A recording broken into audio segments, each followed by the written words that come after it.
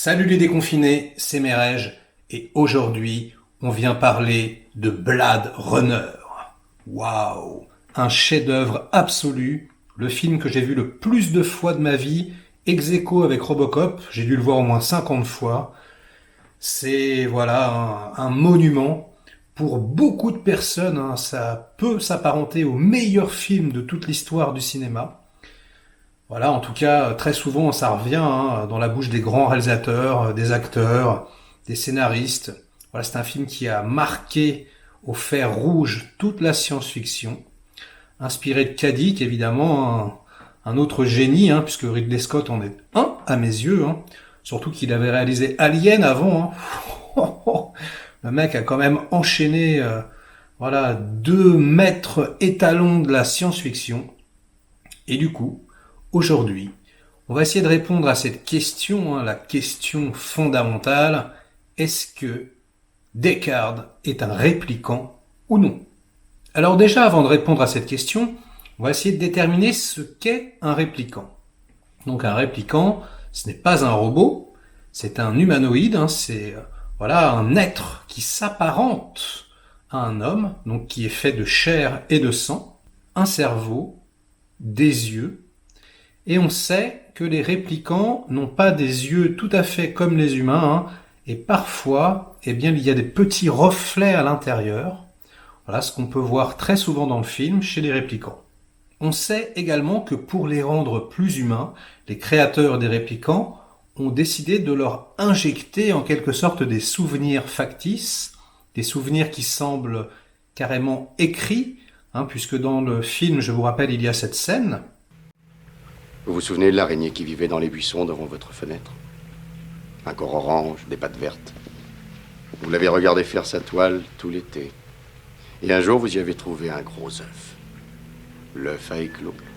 L'œuf a éclos. Et Des centaines de bébés araignées sont apparus.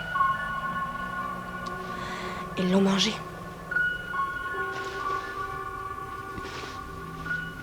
ce sont des implants. Donc voilà une scène où il dit mot pour mot ses souvenirs, comme si elle avait un texte imprimé dans la mémoire.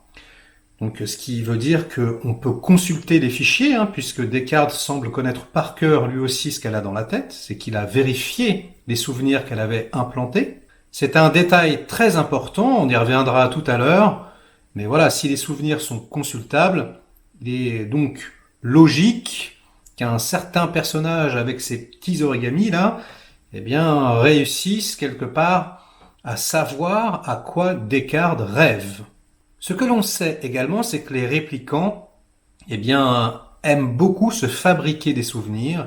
Ils aiment beaucoup les photographies, par exemple. Ils aiment que les souvenirs soient un peu tangibles, palpables. Il y a d'ailleurs plusieurs scènes très belles dans le film où Descartes trouve les photos d'un répliquant. Et puis dans une autre scène, s'amuse à plonger littéralement dans les souvenirs, dans la photo, et trouve des indices grâce à elle. Ce que l'on sait enfin sur les répliquants, c'est qu'ils peuvent éprouver des émotions tout à fait humaines. Ils sont capables d'aimer, de développer des sentiments amoureux, comme le montre cette scène sublime dans le film. Et on se rend compte que ces sentiments sont un peu exacerbés, sont un petit peu violents, entre guillemets. Et j'y reviendrai tout à l'heure. Voilà, alors maintenant que nous savons qui sont ces humains de synthèse, nous allons essayer de déterminer si Descartes est, oui ou non, un répliquant.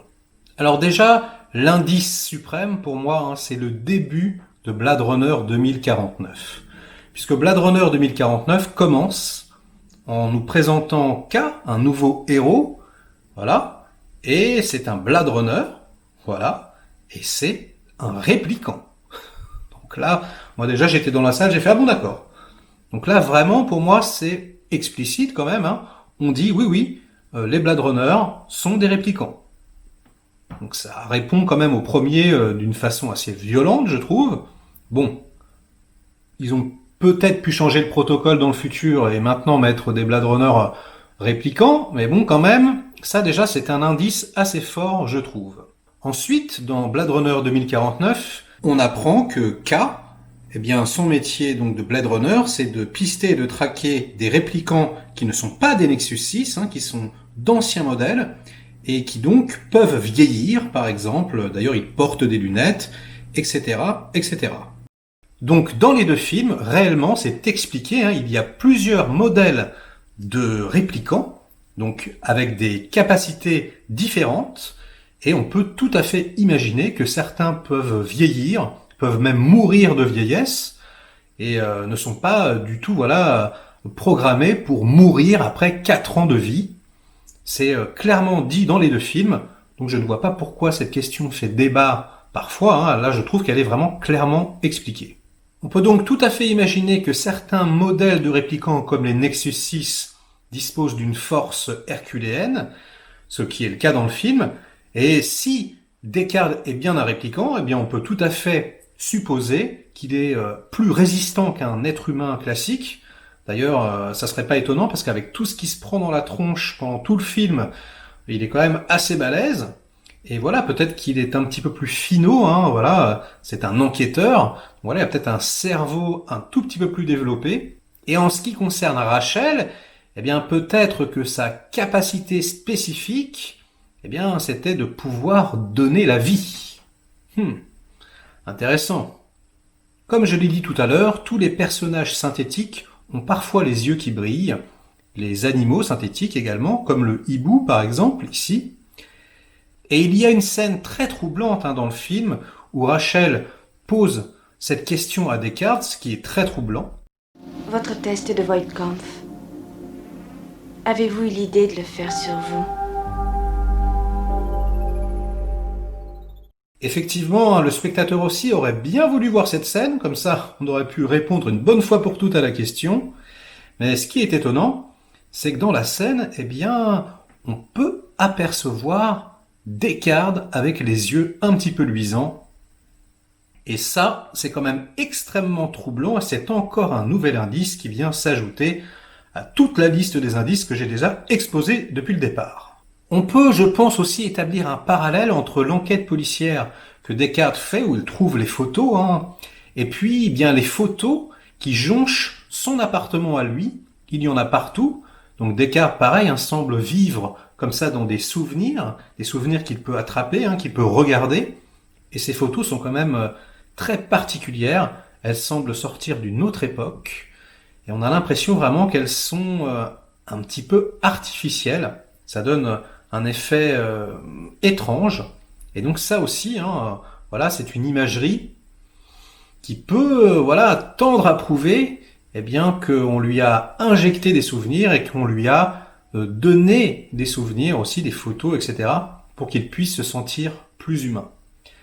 D'ailleurs, on peut également se poser la question lors de la scène de sexe, la scène d'amour entre Rachel et Deckard, puisque, encore une fois, comme je l'ai dit tout à l'heure pour les réplicants, eh bien leurs sentiments sont assez exacerbés, assez violents, assez maladroits, et là c'est tout à fait le cas.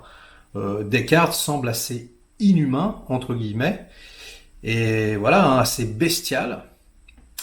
Peut-être encore une fois que c'est un indice supplémentaire, ce n'est pas sûr, ça reste ambigu, mais en tout cas, je pense que ça peut encore une fois apporter de l'eau au moulin de ceux qui pensent que Deckard est bien un réplicant.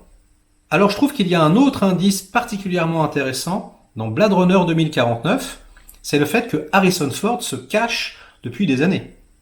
Pourquoi est-ce qu'il se cache ?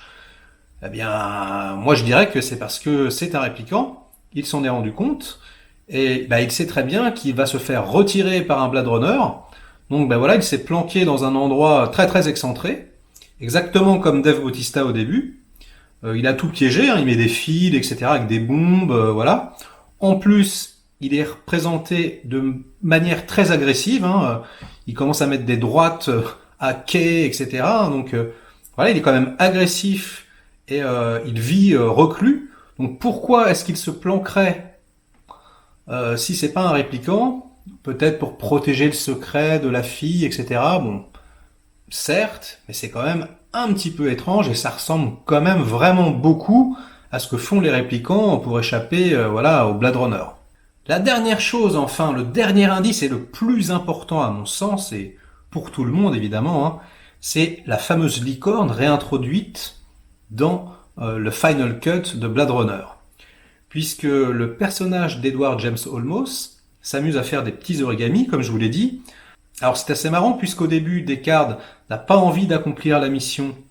Alors on voit James Edward Olmos faire une petite poule, comme si c'était une chicken cheat, une poule mouillée.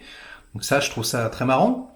Ensuite, dans l'appartement du répliquant, dans la baignoire avec l'écaille, eh bien, il fabrique un petit bonhomme, voilà, avec une bite en bois, en allumette.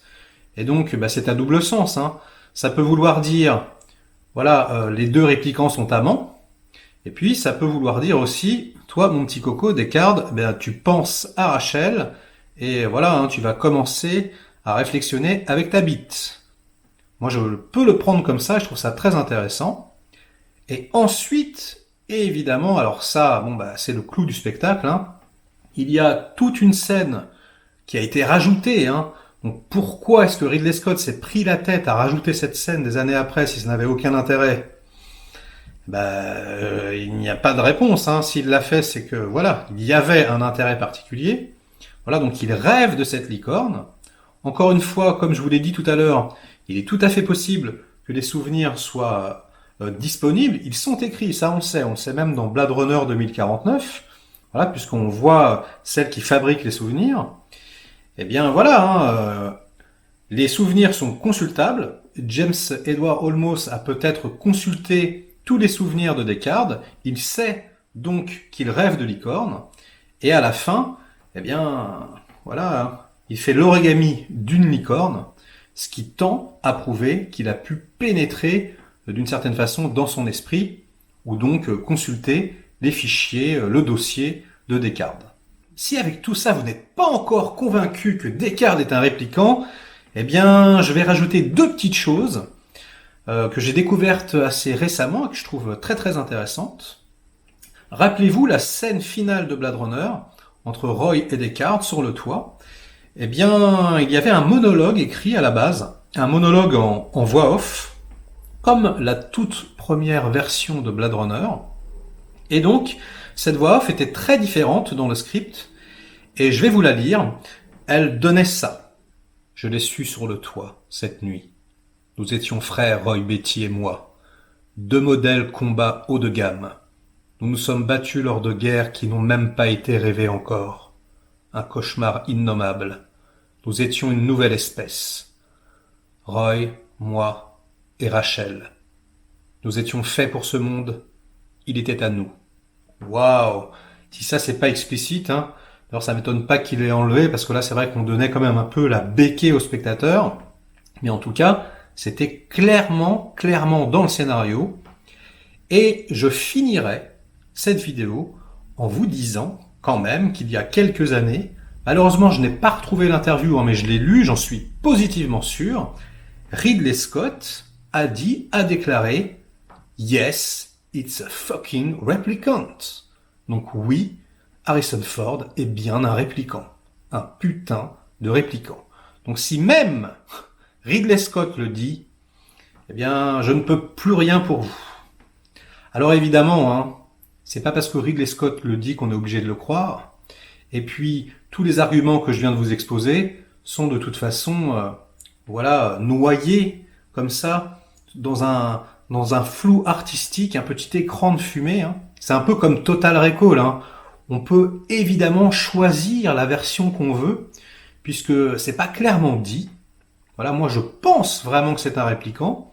Il y en a beaucoup comme moi. Mais j'ai des amis qui n'aiment pas du tout cette théorie, et voilà, qui pensent que Deckard est humain, qui pensent que c'est plus intéressant qu'il soit humain. Ça se défend. Moi, j'ai fait mon choix. Donc vous allez me dire dans les commentaires ce que vous en pensez. Voilà les petits déconfinés, ce sera tout pour aujourd'hui. J'ai tenté de répondre le mieux possible à cette question. J'espère que la vidéo vous aura intéressé. Likez la vidéo si elle vous a plu. Délikez-la si elle vous a déplu, et puis laissez-moi des commentaires qu'on puisse en discuter. Et je reviendrai très vite pour de nouvelles aventures. Et si vous n'êtes toujours pas abonné, eh bien abonnez-vous maintenant. Ciao les déconfinés.